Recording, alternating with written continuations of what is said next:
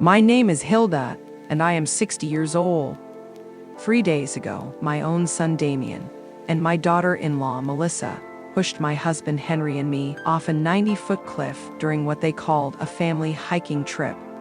As I lay there broken and bleeding on the rocks below, I heard my husband's desperate whisper telling me not to move and to play dead. But that wasn't the worst moment of that terrible day. The worst was when Henry revealed the most terrible truth a mother could ever hear about her own children. For 4 decades, Henry and I built what we thought was the perfect family in our little suburban home. We woke up every morning to the smell of fresh coffee and the sound of birds singing outside our windows. I worked as a teacher at the local elementary school, while Henry ran his carpentry shop, creating beautiful furniture with his skilled hands. We had 2 sons, Richard, our firstborn, and Damien, who was 5 years younger than his brother. Richard was the soul of our house, always laughing and helping his father, while Damien was more reserved, but still deeply loved by both of us.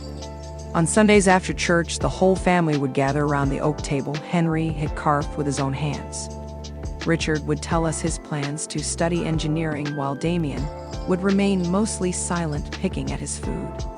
Life was simple but beautiful, with evening walks where Henry and I would talk about our dreams of traveling and watching our grandchildren grow old together in that very house. I never imagined those peaceful walks were preparing us for the one that almost killed us both on that mountain trail. When Richard turned 20, something changed in our family dynamic. He began arguing with Damien about things I didn't fully understand at the time. I would hear them whispering in the hallway, and they would fall silent whenever I appeared. Henry told me it was just normal brotherly stuff that would eventually pass with time. I wanted to believe him because I needed to believe our family was still perfect and unbreakable despite the growing tensions I could sense. One night in October, exactly 25 years ago, Richard didn't come home for dinner. We waited until 11, then midnight, then 1 in the morning with increasing worry. Damien stayed in his room, supposedly studying, but I noticed something strange in his eyes whenever I asked about his older brother. Henry went out to search for him, with our neighbors checking every corner of town, every trail, and every place Richard used to go. At dawn, they found his body at the bottom of the river gorge, and the police ruled it an accident. I never questioned that official version because I couldn't imagine the truth was much more horrible than any accident. Richard's funeral was the darkest day of my life, as I wore my only black dress and cried until I had no tears left. Damien remained strangely calm for someone who had just lost his older brother, which now sends shivers down my spine when I remember it. Henry never left my side all day, holding me up when my legs gave out and whispering words of comfort that I now know tasted bitter in his mouth after what he had witnessed. After Richard's death, Damien changed completely, becoming more attentive and loving, as if trying to make up for something terrible. He helped me with household chores, accompanied his father to the workshop, and brought me small gifts when he saw I was sad. I thought it was his way of dealing with grief and filling the void his brother had left behind in our family. How naive and blind I was to the monster I had been raising all those years without realizing it. The years passed, and the wound from Richard's death never fully healed, but we learned to live with the pain as best we could.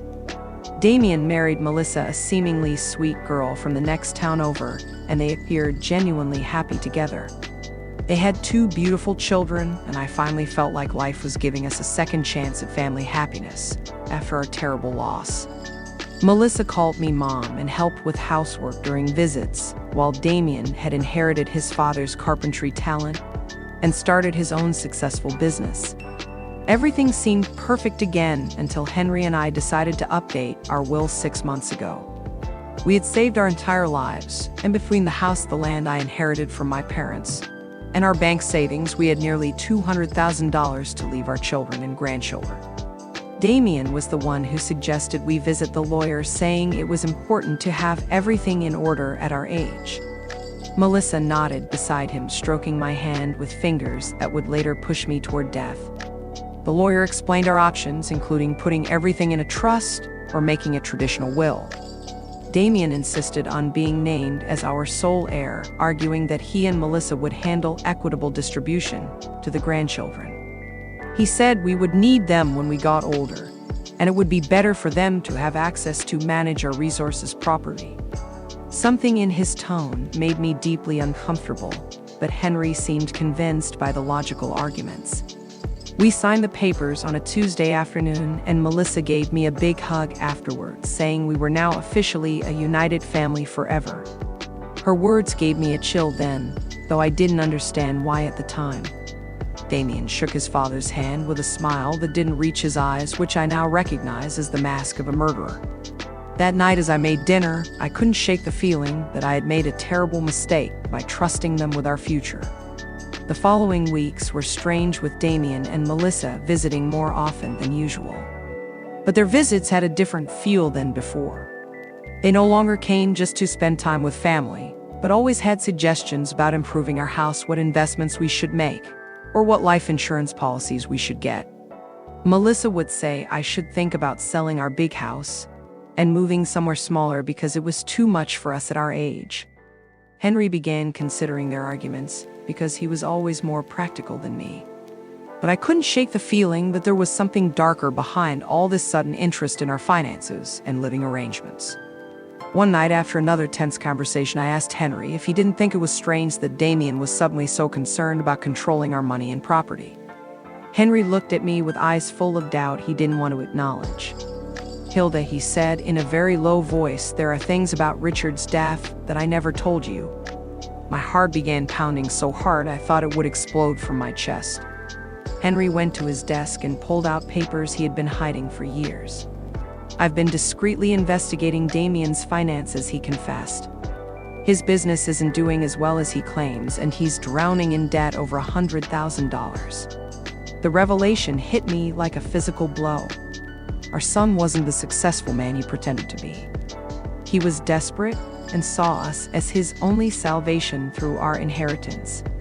Henry continued with tears in his eyes, explaining how Damien had been stealing small amounts from us for years. I'd suspected something but never wanted to believe my own son could be capable of such betrayal against his own parents.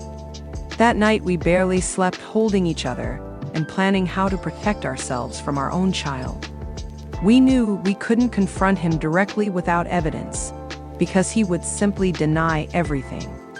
Instead, we decided to play along with their plans, while secretly gathering proof of their true intentions. Little did we know that their plan to kill us was already in motion and would culminate on that mountain trail.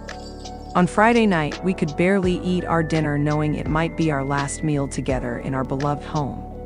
Henry reviewed his will one more time, making sure Damien wouldn't inherit everything if something happened to us. I wrote a letter to my sister Harriet explaining everything we suspected and hid it with our important documents. We went to bed holding each other, whispering words of love that could be our final ones together. Saturday dawned with a clear sky that seemed to mock our terror. Damien arrived early, whistling cheerfully, as if we were really going on a fun family adventure. Melissa appeared behind him, radiant and excited, carrying supplies for what she called our perfect day together. During breakfast, they explained the route with detailed enthusiasm, while I felt my stomach churn with fear and nausea. The car ride to the mountains lasted 2 hours that felt like an eternity. Melissa played cheerful music and sang along, as if we were on a genuine family outing. Damien drove carefully, obeying every speed limit and stop sign, because he didn't want to risk any accident that would ruin his carefully planned murder. Henry discreetly activated the recording on his phone, so everything would be captured as evidence. When we finally arrived at the trailhead, my heart pounded so violently, I thought it would burst from my chest.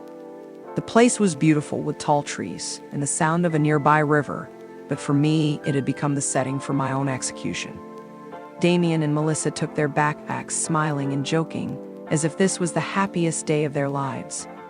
"Ready for the adventure?" Damien asked with fake enthusiasm. The trail started out relatively easy, but I could feel the tension building with every step we took deeper into the forest.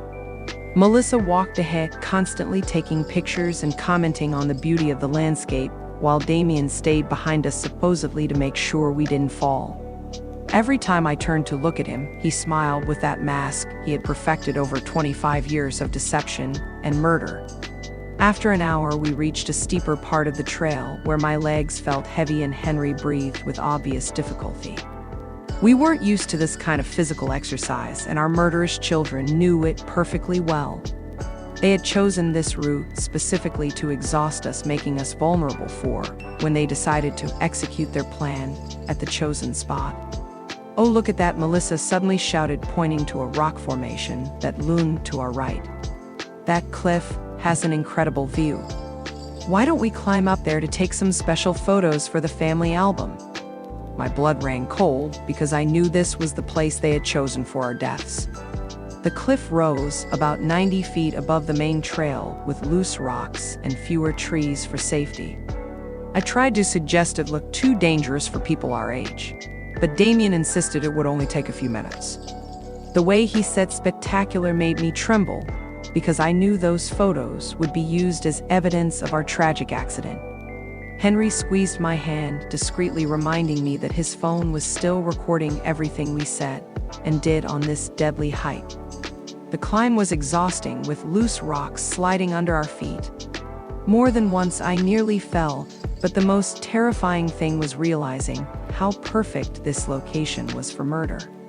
If someone accidentally tripped and fell from the top, there would be no survivors and no witnesses to contradict their story. Damien and Melissa had planned every detail with cold precision. "We're almost at the lookout," Melissa announced, although I knew from the map we still had a long way to go. Her lie confirmed they had no intention of reaching any real lookout point. The place they had chosen for our murder was much closer and more isolated than any official trail. Henry and I exchanged glances, knowing the moment of truth was rapidly approaching.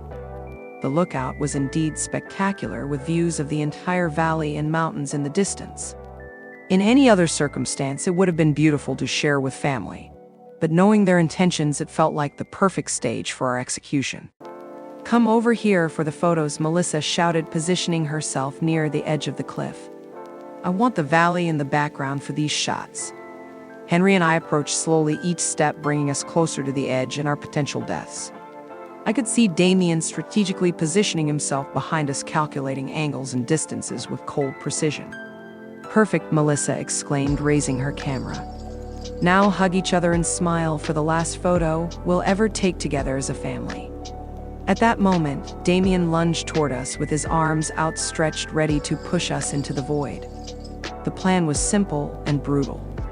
Push us backwards so we would fall, and then stage the accident perfectly. But Henry had been preparing for this exact moment and managed to grab Damien's wrist, pulling him forward with surprising strength.